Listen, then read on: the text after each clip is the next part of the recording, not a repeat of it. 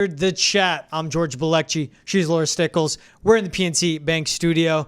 Laura, the aftermath, fresh off the Patriots loss to the 49ers. 30-13 the final. Pats fall to 1-3 on the year. Losers of 3 in a row. In a game where we wanted to see some response from the team, 30-13 doesn't look that bad. They were never in this game. Just like it was last week. I guess the final score makes it a little better. There was some, really, I just give one offensive, positive we take from this. The Pats are the Pats, and the 49ers, no matter how banged up they are, and the Patriots dealt with injuries of their own, there's just different tiers of teams, and New England, in a year one rebuild, is just far and away from being even close to the 49ers. Yes, I have to say, I also fear that, especially with Andy Dalton now leading the Panthers, that this is by far the worst offense in the league right now. And I think part of it is because there's no hope. It's like you don't see a way that this team can get better. And I know we can talk about Drake May potentially starting, or we can go down those rabbit holes. But when you look at how this offense is currently constructed and the decisions that are being made, it just doesn't feel like there's a much higher ceiling. Yeah. From the very start of this game, though, too, it was just frustrating because they had that opportunity to go for it on 4th down. Gerard Mayo decides not to when they're underdogs in San Francisco territory. And it's just no, go for it here. Set the tone. And, maybe you don't come up with it, but it's you're underdogs anyways. And it's just, you wish that they would have gone for it there and tried to send some sort of message, but it just felt like it was downhill from that. I tried, as you say, worst offense. I'm like, what about Vegas? They put up 20 points on Sunday. The Browns, they put up 16. And if I'm putting you in the conversation with the Cleveland Browns, that's really bad. But it's what we've seen. And I think what the separating factor was in their week 2 loss against the Seahawks was roster and talent. Eventually, the Seahawks' talent flourished over what the Patriots have. When you watch that game and that loss against the 49ers, an offensive line that couldn't hold up, a quarterback that weeks 1 through 3 was moving around the pocket, extending plays, making plays live on, and finding something. Jacoby's lost his juice, and that's because he's gotten the absolute everything beaten out of him. Yes. All the hits, all the sacks he's taking, just under duress every play. Wide receivers that still don't seem to get separation downfield.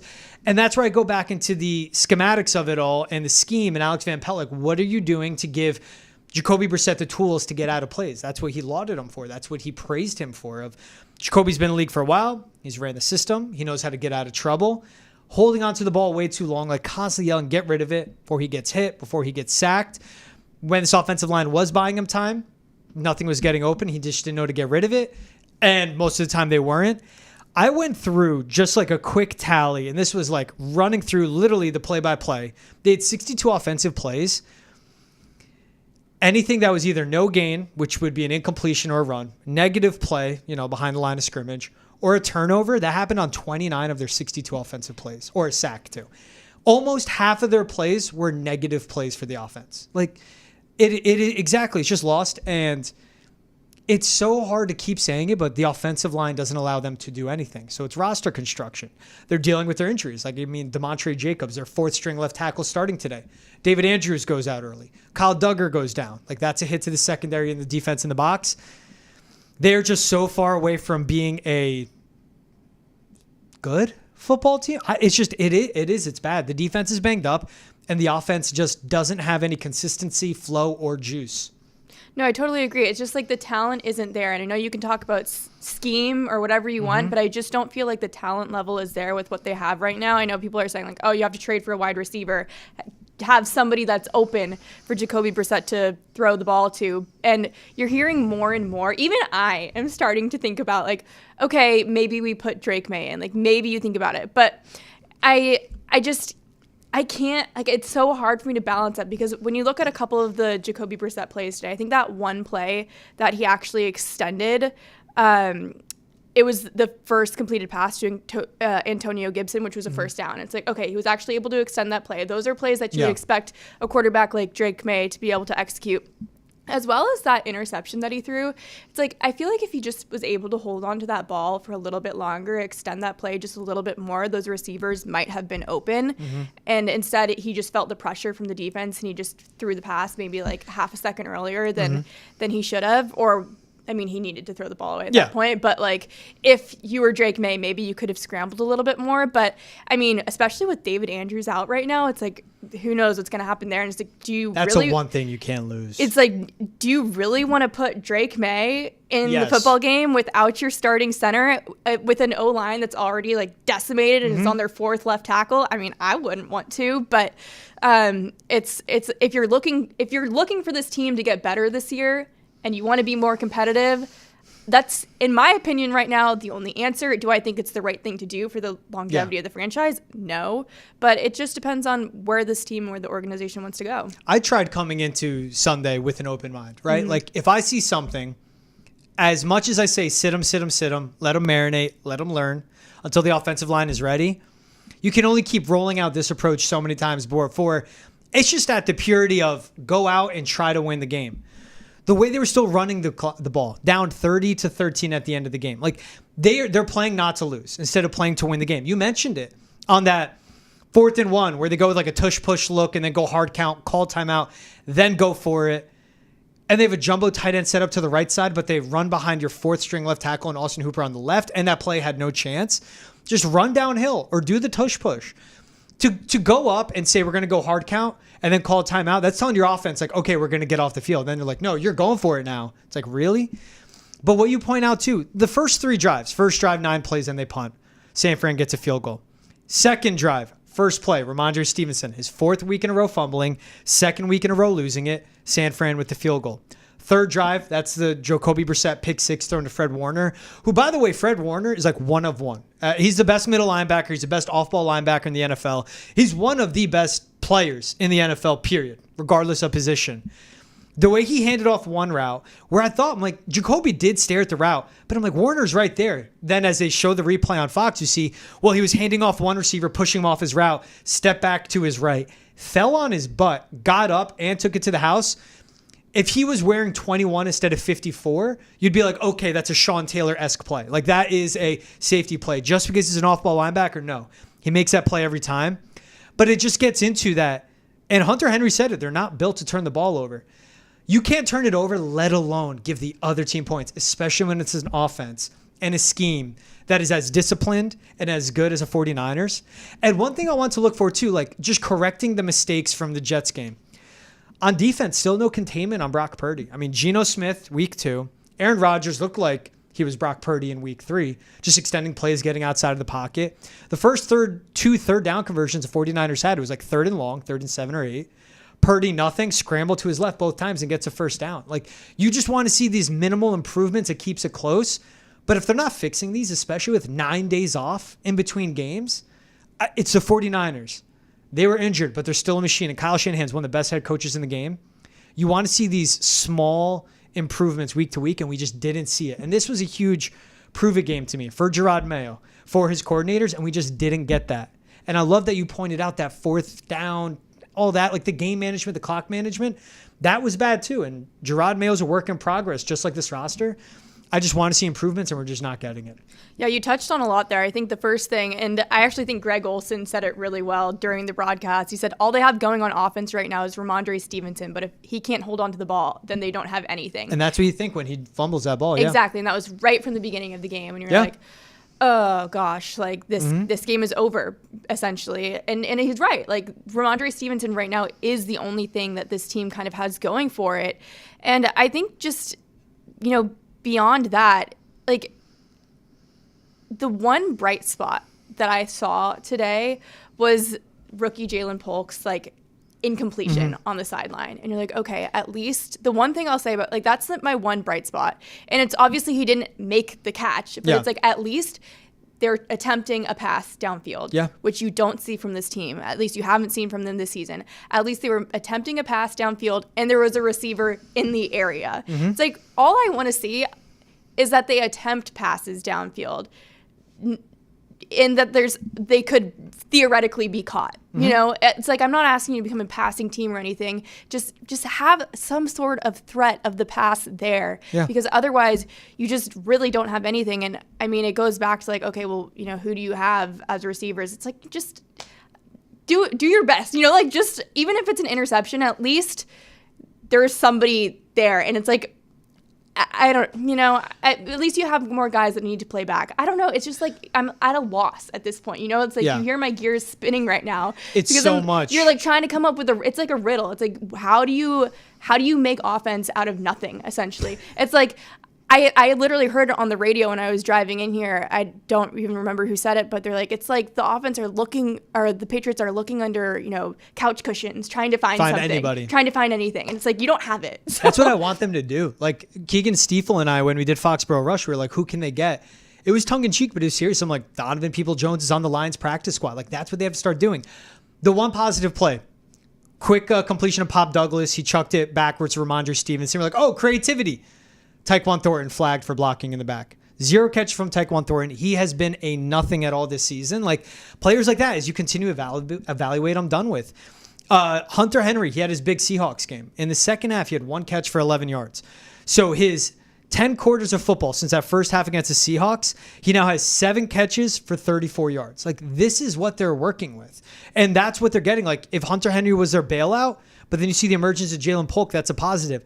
The one, like, I always put the good and bad as I'm walking away from a game. Like, that makes it easier for me to sort the thoughts in my head, because I agree, like, ping pong balls bouncing around in my head of everything I don't know where to go with. The one good I can draw was a touchdown play to Austin Hooper. Yeah. Jumbo tight end alignment, Austin Hooper block and release, play action, sold by Ramondre. It was 4th and 1. He leaked out, scored. Good. There wasn't enough play action. The run game wasn't supported, and there's just not... They're not even getting in their spot where they can give themselves scoring opportunities. They're not even giving themselves a chance. And it starts with the offensive line, but it's everywhere on this roster. I'm glad that you brought up the play action on that touchdown, because that's something that hasn't been working well for the Patriots in the past. And you're kind of wondering why. Like, why isn't play action working when the only real threat that this team has is to run the football? And so that was one note that I actually made. I was like, okay, that's, something positive. Like, the one we're like searching for positives to take out of this. It's like, okay, at least play action is working, but it's also like, why aren't they utilizing that more? When I barely guess saw any of it. Yeah.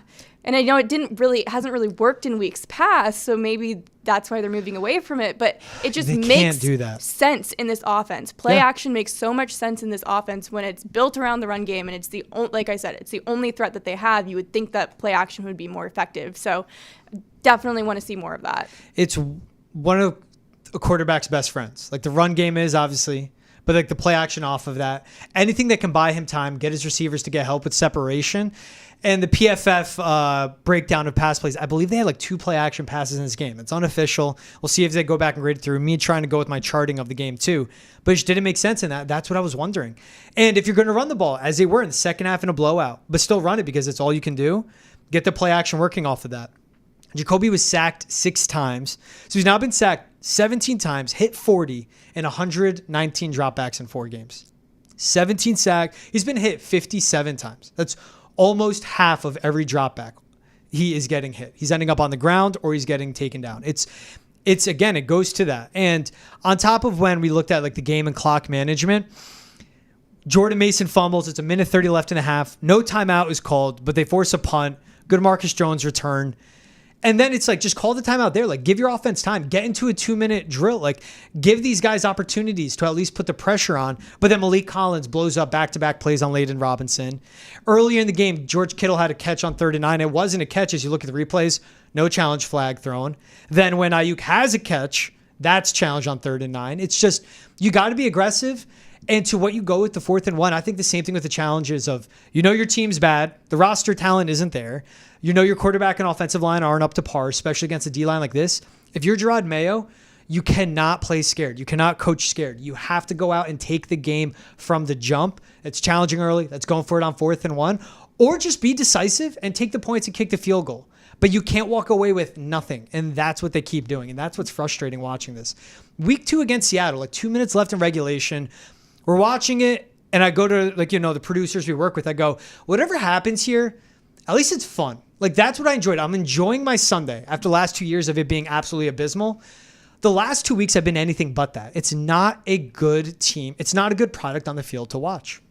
Yes, no, I totally agree. And going back to what you said at the very beginning of that, when you said, Brissett, he's been pressured. He's been pressured on 39% of his dropbacks this season coming into this game, which is more than any other quarterback in the league. But what's interesting, though, is that he's actually had an average amount of time in the pocket. Yeah, his time to throw is up there around 3 seconds, sometimes longer. He's top 5 in time to throw. A lot of it was him running around. Right, yeah. So it's just interesting to me, too. It's like when he has this time to throw, then he's not able to... It's just glued to his hands. Yes, and it's like... try to do something with it. Yeah. It's like just, and that's where I keep going. I'm like, throw it downfield, even if it's an incompletion or whatever it is. It's just like, have a threat. Yeah. Have some sort of threat, And it's like, I get that he's getting pressured. I get that. I see that. But still, when it comes down to it, he still has that average amount of time in the pocket. So, and it's just like, and that's where I come back to this whole thing. It's like, I really don't want to put Drake May in. And we haven't actually really talked about this. I don't know what your real opinion is on this, other than the fact that, David Andrews is out and we're like, oh God, do we really want to put him behind this O-line? But I don't know. I mean, there's not a lot of, it's rare to have a healthy O-line in this league. It's rare to have that. And the one thing that I think, kind of made me think, okay, maybe he can handle this, is when you heard some of the reports from practice where it's like Drake May is making good decisions in practice, even when he's under pressure. And that's where a lot of rookie quarterbacks, they start to improvise. And it's like, no, Drake May isn't improvising. Where on the one hand, you're like, well, maybe he should be improvising because otherwise he's just going to get hit. But you're like, okay, well, maybe he's mature enough to be able to handle the situation. Although, I don't know. It's just like, I think they need to trade for a receiver. Like, I think they need something. I said that earlier in the week. I think they need to trade for a receiver because you need 3 things. You need a left tackle, you need a receiver, and then you need a quarterback. You have the quarterback, and it's like if you can get one of those 2 things, I think you put Drake May in. Yeah. And if they can trade for a receiver, and honestly, going into this week, I was hoping that the Bengals would lose. Same. Because then it's like, okay, well, they've got receivers that they might be looking to trade. T. Higgins will probably leave. Exactly. Give them 2 day 2 picks. Exactly. You get him, and then you get him in your building, and then you don't let him hit free agency. You go, T, we just traded for you. Right now, we're extending you. We have $50 million in cap space this year. How do you want $24 million a year, and we'll accelerate it up to $30 million, let's say. Exactly. So it's like I feel like you just need one of those things, and maybe it is like what you're saying, like getting a guy off a practice squad somewhere and just seeing if you can, make something out of nothing. But I feel like it doesn't make sense to do it until you have. I mean, you're gonna have to draft a left tackle. I feel confident in that. And that's the thing; they don't have to trade that first overall pick. Like they're what will be a top 3, top 5 pick. You hold on to that. And you take Will Campbell out of LSU or Kelvin Banks out of Texas. Boom, you have your left tackle. You have your quarterback. You should still draft a receiver in the 2nd, 3rd, 4th round, wherever, a big-bodied, good athletic receiver. Jalen Polk, you point out, like he was a positive side of this offense. He's a wide receiver 3, and that's fine. You can be a really good wide receiver 3. A lot of teams, the Rams, the 49ers, run 11 personnel. Look at what Jawan Jennings was with that ridiculous catch he had from Brock Purdy, what he did for them last week. It's okay to be a wide receiver 3 in today's NFL with the amount of opportunities you'll get. But he's not a wide receiver 1 or 2. And that's a thing that they need to add. And they just don't have it. And there's no one on this current roster that can change anything. Go trade for a T. Higgins, but the Bengals beat the Panthers, so that changes their outlook. Go sign a Donovan Smith off the street, who actually played left tackle his entire career and isn't playing for anybody now. At least he's a left tackle. With Caden Wallace leaving today's game in a walking boot and on crutches, the only healthy tackle they have currently on the active roster from training camp is Mike Onwenu. That's it. Chuks Okorafor left the team. Vidarian Lowe was inactive. Caden Wallace is now leaving in crutches and in a boot. And you had DeMontre Jacobs starting at left tackle. Like, they have so many holes everywhere. And that's what gets me. I love that you said, like, just be a threat. Like, just have a threat. Basically, what the Patriots are right now, they're like a Chihuahua or a Shih Tzu. And at least you get those smaller dogs, like, bark a ton, and people be like, all right, you know what? I don't want to pet it. I think it'll bite my finger. What the San Francisco 49ers are, they're that Doberman or that pit bull you see. They may not be vicious. They walk around quiet, but you look at them and you go, you know how dangerous they are. And then when they bark, you hear it. The Patriots right now are just being a Shih Tzu that just lays on the couch and wants to cuddle with anyone. There's no threat from them at all. And that's the thing of, like, at least have a threat. And I was getting to the point too, same thing, like watching the game with Jacoby, at least throw it. Stop eating plays. Get the ball out of your hand. Yes. And you need to have options. But I don't care if it's where you throw it out of bounds and at least the receivers in the vicinity, you're keeping a defense honest. But if you don't get rid of the ball, as I said, what the Pats are doing with their game plan, Jacoby doesn't want to make mistakes. He doesn't want to turn it over. He knows he doesn't want to lose games. Stop playing to not lose. Play to win. And that's what the Patriots need to do. Yeah, I think, just to shout out a couple highlights, I think one of the highlights for me was actually kind of a little bit of the defense in the first half. You saw Brock Purdy obviously scrambling and extending some plays, but at the same time, you also saw some of their receivers, Christian Gonzalez, obviously, making some good tackles there, keeping them out of the end zone for a while. So that was like maybe one of the positives that you could take away from this. It feels like the defense is trying.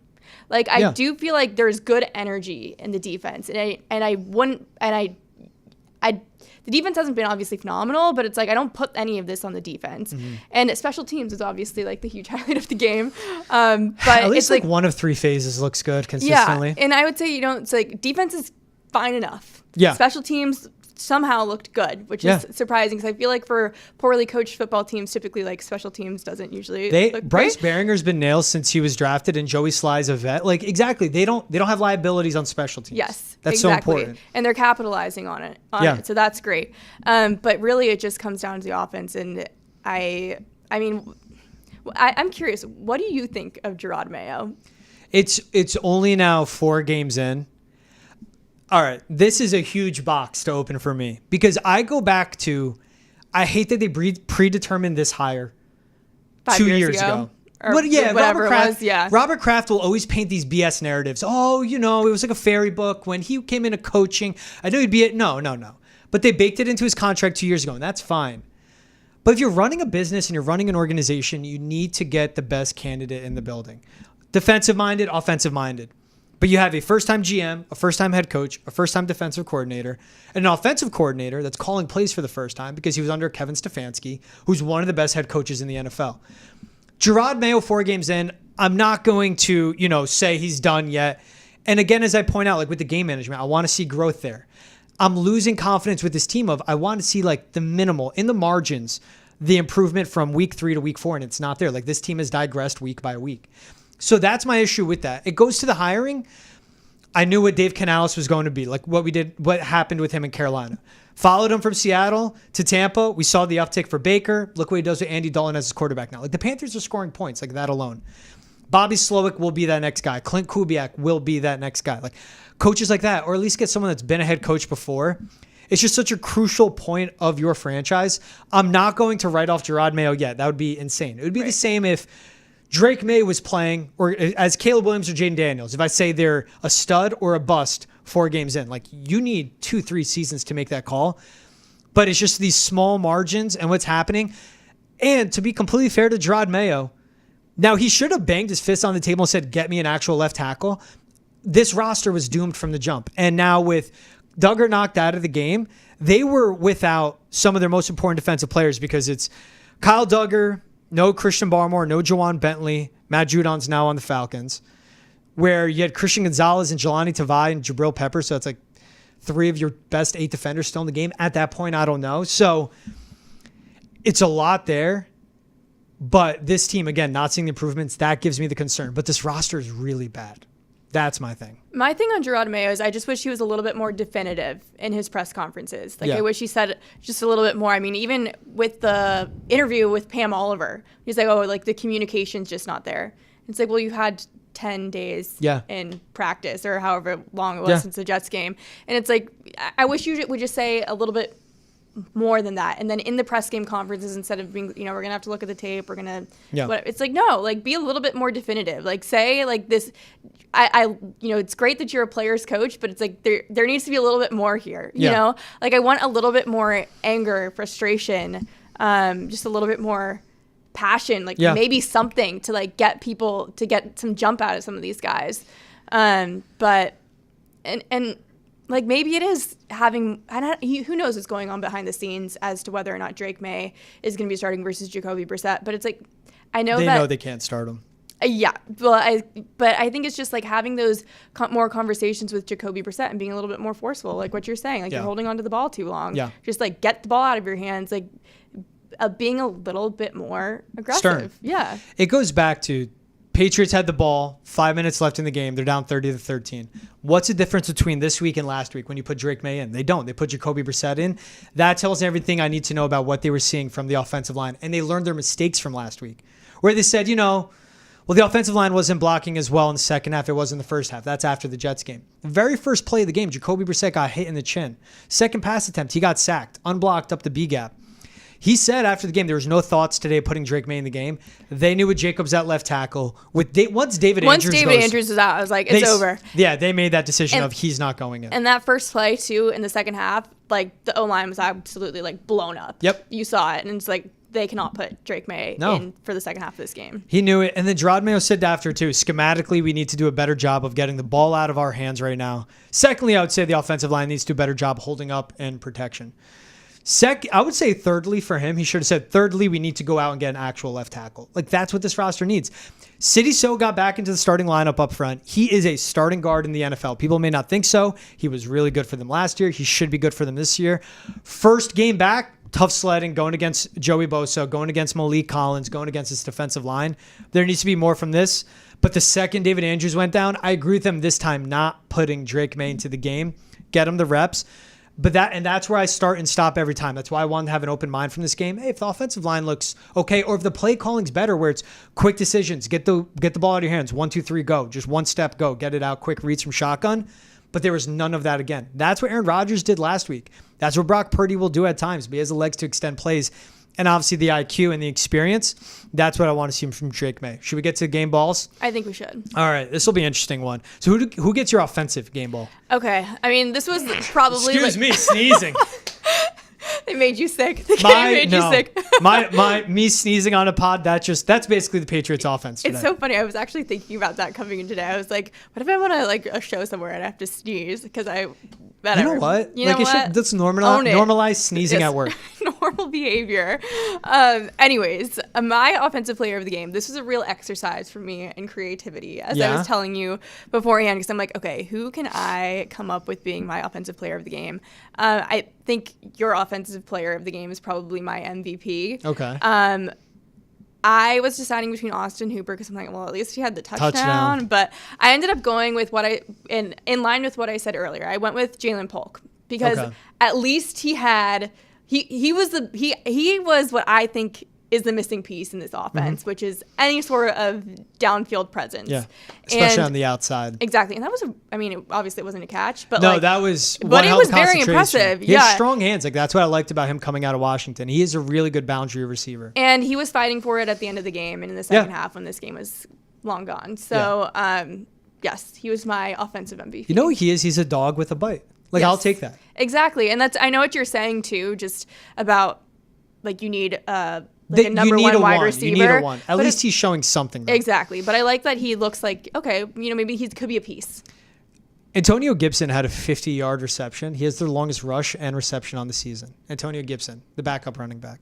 That's just a side note to back you up on. They need that number one. Yes. That's not my offensive MVP. My offensive MVP is Joey Sly. I mean, he had 7 points. He had the 63-yarder before the half. Like, good for him. We're all like, you're going for a 63-yard field goal attempt? His career nailed it. You remember when I guess they were actually on the 41 because I'm like, what's 41 plus 17? He wouldn't have made that. But, well, maybe he could have. Well, 58. Wait, no, that's 58. Yeah, he would have made it. They were on the 45, and I'm like, they were on the... Okay. When he attempted it? Okay, when he attempted it, they were on the 45? Right before half. Yeah, why didn't they go for it on 41? Hold on. Let me pull it up. Okay, cool. Imagine starting the game like that. That would have been electric. They were on San Fran's 45. So, 10, 55, 17. I thought it was 62. It was 63. But that's what they did again. Like, they had timeouts, and they go with the run they just go with the run, like 3rd and 22, and then they just called the timeouts. At least have better calls on 2nd and 10, but there was a penalty that forced them to 3rd and 22 right before. But do something more than a run. But again, they don't trust it. Like the JaMychal Hasty run to get them 6 yards is what they needed, because otherwise, 69-yard attempt, he's not going to hit that. But he's my MVP. He had a 54-yarder. And then I threw I'm going Bryce Behringer as well. 4 punts, longest 61, 4 times inside the 20, and flipped the field 3 times. You need your special teams to help out your defense. Bryce Behringer helped him out on that. What about defensive game ball? Who gets it for you? Okay, so I was, again, between 2, but the person I gave it to is Jabril Peppers. Just Brock Purdy's 2nd interception of the season, and it sort of kept the team in the game. It was the Patriots' first interception of the season. Yeah. he also had that really big block on Debo in the first quarter as well, like early in that game. It's like, okay, good. I like the intensity coming out of it. Although he did have that really horrible missed tackle. Did you see that when he just launched himself into the frame? Yeah, he like literally almost killed Jelani Tabak. Yes, exactly. And also almost like murdered himself too. Yes.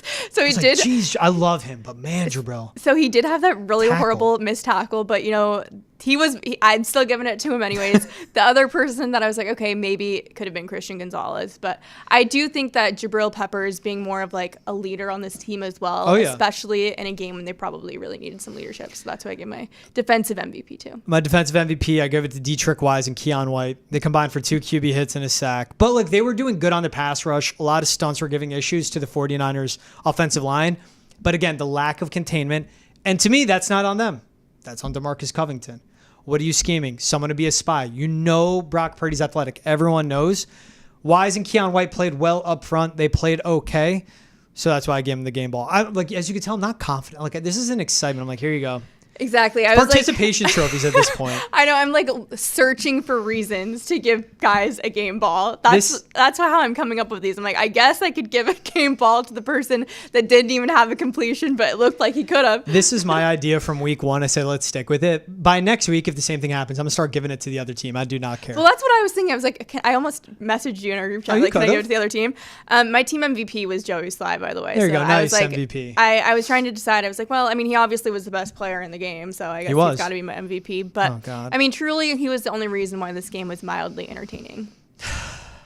Without him, it would have been 30-7. Who knows if they even I like that Joey Sly call. Here's my creativity. You said you thought about my game MVP. Not applicable. I didn't write any name. I feel like that's cheating, George. No one deserves it. I came up with it so I could cheat if I want. Yeah, okay, fair. But who can I look and go, you're the MVP? It was Sly. But you know what? No one deserves it on this at all. Because I would have given it to a coordinator if I saw some adjustments from AVP or Covington.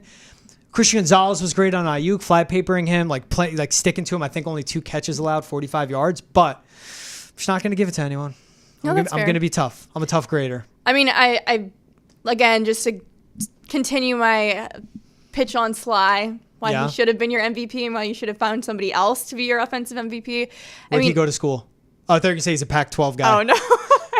I actually don't know where he went to school. You should look it up. You finish your point. I'll find out. I was just going to say, too, just in terms of when he made those 2 field goals, like just the timing in the game was really critical. Like at least they weren't in garbage time. Just give them life. Give them something. Exactly, especially going into the second half when he was able to make that.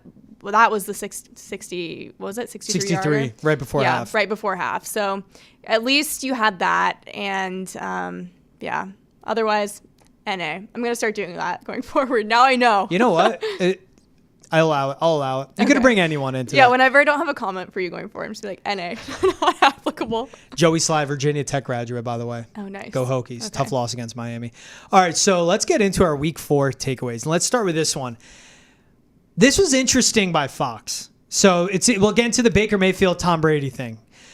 There was a quote that Fox ran with Kevin Burkhardt and Tom Brady in the booth. And it was like during a kickoff, them calling the Buccaneers-Eagles game, basically saying, there was a quote board, Baker Mayfield saying on a podcast, the building was a little bit different with Tom in there.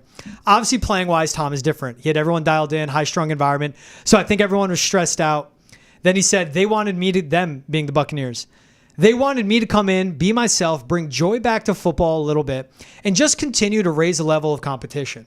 So Kevin Burkhardt shows us Tom Brady on the broadcast. Then they cut to them in the booth, and Tom says this. He goes, I thought stressful was not having Super Bowl rings, so that was a mindset of a champion that I took to work every day.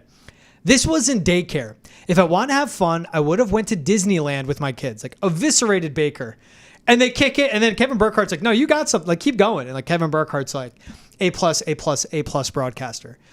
Then Tom goes, there was a way to approach this game, and that's with the right mindset. Push each other out of your comfort zone. Great teammates do that. I have someone like Gronk. I have someone like Evans. There are high expectations of us to make sure we go out and deliver. And there was like when he was saying this. Mm-hmm. But then you point out, and you said to me, they're like, I watched the podcast, and Baker said after the game, he's like, that was taken out of context. It was, because the way Baker said that was a lot of, this is how Brady is. This is how I am. He is that way. You come in with 6 Lombardi rings, you can stress everyone out as much as you do because you literally have proven you can do it, and that's why you make everyone better. Baker said, he's like, I came in, no one expected the Bucs to be good. They wanted me to keep it light, just be happy, keep everyone energized, and I did that. Like, that's how Baker described it, and you watch it, and it's like, nasty work by Fox to do that to Baker Mayfield. Totally agree. I hadn't even heard of the quote before that broadcast. Exactly. And let me just say, the Fox broadcast knew what they were doing 1,000%. when they teed Tom Brady up for that.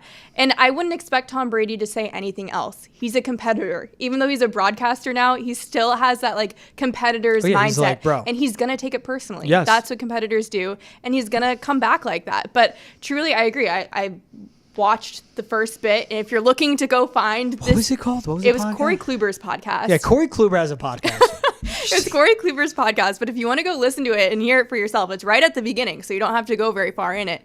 But finish this episode of Boston's End of the chat, then go listen. Yes, okay. Thank you, George. No, the message that Baker had was really, it was just around being yourself. Yeah. And that's what gets the best out of a team. Obviously, if Baker Mayfield were to come into that locker room and act like Tom Brady, he would lose respect immediately because you have to be that good in order to like have that militaristic mindset. Yeah. He said too, on the podcast, you hear a lot of good stories, but it's just different. We have very different personalities. I wasn't trying to wear his shoes or anything like that. He made it to his level, being himself and doing it his way. And when I listened to the answer, like, I didn't even catch the everyone high-strung environment, stressed out. Like, it was just like, and they moved on to the next topic. It wasn't that big of a deal. Yep. Fox made out to something it wasn't. And again, Tom Brady's been okay as a broadcaster. They were like, how do we get something out of him? How do we get that fiery Tom Brady? At least they found a way, but it's kind of messed up. I agree. And it's not even like when Baker Mayfield was saying it, that he was saying that the stressed out environment was bad. He was just saying that's what worked for Tom Brady. That's not what works for me and for this group. Yeah. And so I didn't. He's like, I'm Baker, he's Tom, we're different. He said, he's like, I'm not gonna come in and act like Tom Brady. Like, I know that's not me. It wasn't a critique on how he did things, and that would have been ridiculous for Baker Mayfield to do it. I'm sure looking back, Baker Mayfield's probably like, well, I don't know. I feel like Baker Mayfield like sticks to his guns. I bet he wishes he didn't do anything differently. No, but like he said, yeah. Exactly. I mean, if it was go me, watch the clip, I'd say. Exactly, go watch the clip. But it's like, I maybe like be a little bit more careful of how you choose your words, but I don't think so, because I think that like what he said is the truth. Him being him is what got him to be back to being a Pro Bowl level quarterback, got him a $100 million contract. And if I was him, when I post my post-win Instagram post, I would do like picture, cool caption, last slide, me saying the Tom Brady quote. That's what I'm going to predict. I haven't checked social media. I hope Baker does that. Let's get into some other games. So going through some takeaways. Colts-Steelers game. Anthony Richardson, his last 3 games, first game of the season, 9 for 19, 2 touchdowns, 1 interception. Last 2 weeks ago, 17 for 34, touchdown, 3 interceptions. Last week, 10 for 20, 2 interceptions. Leading the NFL with 6 INTs. Takes a weird hit to his back hip. Comes out for 2 plays. Comes in, and Shane Steichen runs an RPO with him right away. Like, what are you thinking? Doesn't get touched barely by TJ Watt and takes a knee. Joe Flacco comes in and leads him to a dub. 2 passing touchdowns. Joe Flacco's back, I guess. A guy that is like literally 50, not literally. He's 50 years old at this point, but like Flacco's not going anywhere. Tough to see from Anthony Richardson. Only 4 games played his rookie season. Now 4 games into his sophomore season, banged up with a hip injury. I hate seeing that from a young QB. But Flacco right now gives the Colts the best chance to win, it seems. Yeah, I mean, Anthony Richardson, he's literally the youngest quarterback in the league. He's 22 years old. Yeah. But I mean, frustrating with the call from Steichen, like you said, to make it to why would you do that? At least wait for your defense to be on the field. You take him into the medical tent or the locker room and then go. But like, if he took another vicious hit, like that could have been so much worse. Like, why run it with him? Or let Joe Flacco finish the drive. Exactly. Just let him finish the drive. But of course, Joe Flacco would play great against the Steelers, a team that he's seen a million times. Yeah. He's played that Mike Tomlin defense like over and over again. So no surprise to really see. Imagine how pissed Steelers fans were to see that. Like, Richardson's out. Also, like, Colts, very bad, like, the worst run defense. One of the worst run defenses in the league. I mean, Steelers averaged 4 yards a rush, ran for 122 yards, but, like, I thought this was a shoo-in. Like, Justin Fields, Najee Harris, like, they'd run all over them and win, and the Colts won 27-24. Joe Flacco, 62% completion percentage, 168 yards, 2 touchdowns, while Jonathan Taylor ran for 88 yards and 1 touchdown. Yeah, so in the first quarter, the NFL's worst rushing defense in the Colts, the Steelers only had a single rushing yard against them, and the Colts had 70 rushing yards against one of the best defenses just in the first quarter. It's like set the tone from the get-go. But I think Anthony Richardson might be the one QB in the league. You know, I said before that he's only 22, and I'm almost like I'm putting him in this rookie class almost because he only had those 4 games last season. If he played in the NBA, he'd be up for Rookie of the Year. And the one thing with him is like the accuracy just wasn't there for him in college, and I don't understand how it would improve in the NFL. You would think, I mean, it wasn't there for Josh Allen when he first came in the league and he was thrown into his starting role.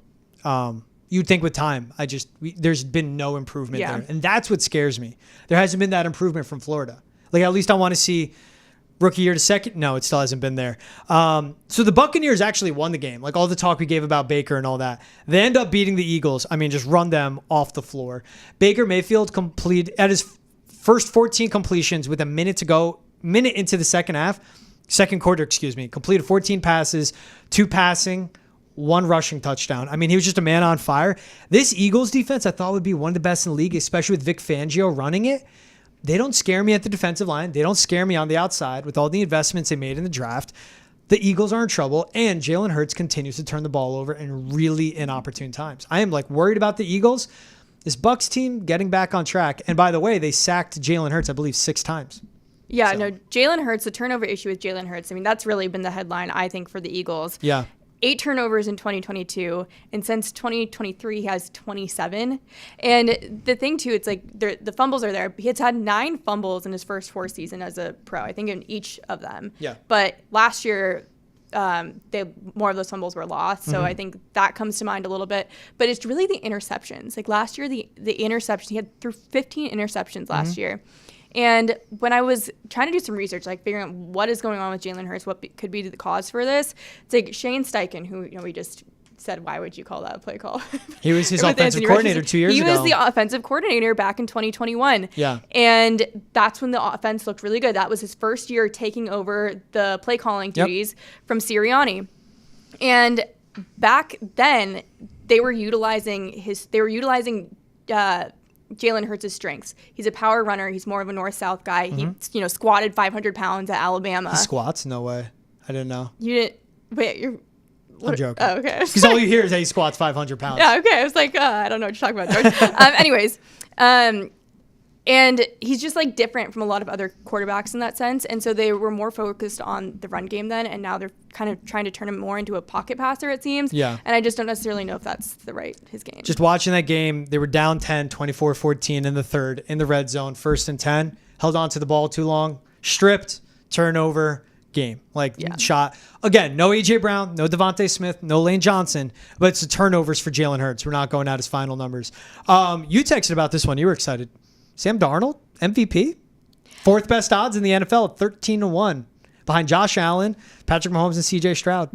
I mean, the touchdown pass to Justin Jefferson to put them up 28-0. Yeah. I mean, great catch by Jefferson, but also a really nice pass by Sam Darnold. And I think if he continues to play like this, you have to put him in consideration for it. I think the one thing that you can see from him is that when he is under pressure, he's more off target than some of the other quarterbacks. And what quarterback isn't?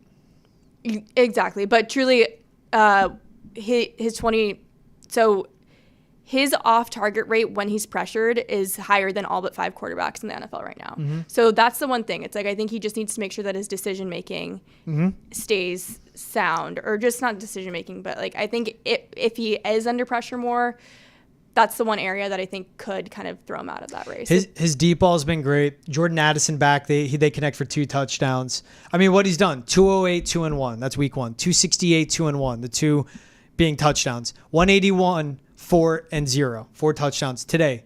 3 touchdowns, 1 INT, beating the Packers, which is a good defense in Green Bay, one of the hardest stadiums to play in the NFL.